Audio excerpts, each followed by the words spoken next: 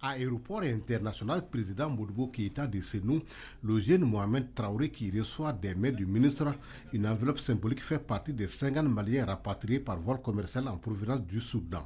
Une opération de rapatriement menée avec beaucoup de péripéties en raison de la situation sécuritaire qui prévaut actuellement au Soudan. Dès l'éclatement de la crise, le gouvernement, sous les directives du président de la transition et les orientations du Premier ministre, s'est mis tout de suite à pied d'œuvre pour chercher les moyens d'abord de protéger nos compatriotes sur place, ce qui n'était pas facile parce qu'ils n'étaient pas au même endroit et ils étaient tous éparpillés entre des zones contrôlées par les différentes forces en opposition là-bas. Donc nous avons commencé d'abord par les transborder sur Wadi Madani, et Wadi Madani qui est une ville qui est à l'est de 250 à 300 km de Khartoum, qui n'était pas affectée par le conflit.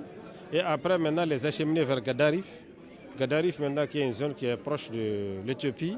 Et une fois dans les premières villes éthiopiennes, nous avons négocié avec l'ambassade du Mali à Addis Abeba pour qu'ils puissent faire le trajet par avion pour Addis Abeba. Et de là-bas, nous les avons embarqués à bord d'un vol commercial. Dans un premier temps, nous les accueillons. Nous avons amené des moyens de transport pour les déposer où ils veulent. À chacun, nous avons donné un pécule de 50 000 francs, comme on le fait d'habitude.